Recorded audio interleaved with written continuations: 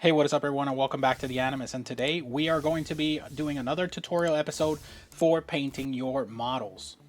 So the plan for today's episode is going to be that we're going to go ahead and lay some colors on this model. So the most important thing is that you need to make sure that you always have a color palette already decided on where you will go ahead and spray your models. Now we do have the colors that we have selected, and we are going to go with the original colors for the actual Aegis Gundam and then go from there. Now I want to explain something real quick before we go to the workstation and start painting these parts. We will be using the pre-shaded area already, and I want you to make sure to pay close attention to when you see me spraying this paint, because now while we're doing this, there's no going back once you start painting your model. So once you start spraying that color, you're already dedicated, so just keep that in mind. Now let's go ahead and go to the workstation and go from there. All right, everyone, so now that we're here at the workstation where we're going to go ahead and paint the parts, we are going to be using a couple of colors today. So for the white, we will be using the Hobby Mio Glossy White, and then for the part that's supposed to be yellow, we're going to go ahead and show you a technique using pre-shading with colors, where we're going to be using the Mecha Orange from Hobby Mio, and we're going to use the Orange 01 from AOK Silver Oaks. And for the details for the actual shield itself, we will be using the two pinks, which will contrast each other with pre-shading, and then go from there. Now these are going to be Red 08 and Red 09. Now that we have all the parts ready to go and we have all the paint set and ready to go as well, we're going to go ahead and start painting the parts.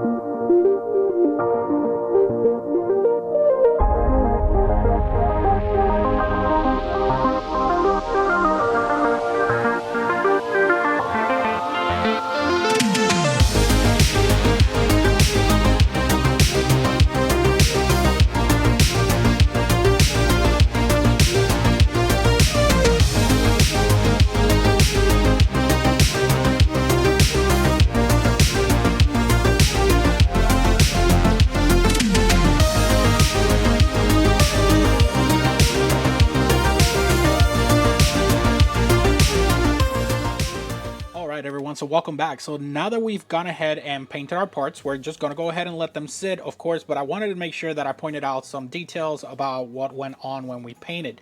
So first things first, with the gray primer, we went ahead and outlined the pre-shade, so that way we could have a little bit of detail whenever we threw that shade of white on there. And as you can see, it came out great. Now for the actual one of the other parts for the shield itself, we went ahead and first of all, we highlighted the pre-shade with some white and with some white base coat basically, and then on top of that we went ahead and sprayed the darker color for the shield itself, and then on top of that we went ahead and highlighted some areas with a lighter color for that shield. So that is just different techniques. You know, I did show you in the video before the difference between just going ahead and spraying one color and having that heavy shade on there, and then I took it one step further and then highlighted it a little bit more with a lighter shade of that color.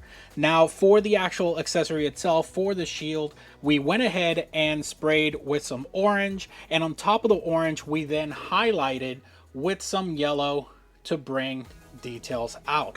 Now that is an example of shading, you know, pre-shading with colors in itself. I do use that technique often when it comes to colors like orange or maybe brown or anything like that, mainly because it's a little bit easier to actually bring that shade out instead of just having to spray either, you know, dark lines, or if you do appreciate with yellow and black, it looks a little greenish or it looks a little offset. So I much rather do it with an orange and then go from there. So we're going to go ahead and take a look at them one by one. So as you can see with the white, you can actually see the details that we pre-shaded into the shield itself, and I'm trying not to touch it because it's still wet, but you can actually see the details highlighted with that. And once we do our panel line for these parts, it's going to look great because it's going to highlight the parts even more whenever we do our panel line. And then if you look at this right here, you can actually see the shading of it. Now granted, we have not top coated our parts yet, which is definitely going to be the next step. Now for top coat, we are going to use a flat coat on these parts specifically. However, if you are coating your kids, you can use whatever, you know, whatever finish you want. I just prefer flat coats, as you guys seen in other of my videos, and I've said it before. I love the flat finish on model kits, so I will be using a flat coat for it. So now that we have painted these parts, we're just going to go ahead and let them sit so the paint dries and cures over time. I usually recommend, you know, I do 12 to 24 hours depending, because I have other stuff that I'm working on as well. So usually 24 hours is a good timeline to let things dry and cure. After that, we're going to go ahead and spray this with some top coat, so that way we can go ahead and get that panel line going, maybe some decals, so we can close out this series of tutorials for painting your models. So stay tuned for the next episode, and I will see you all next time.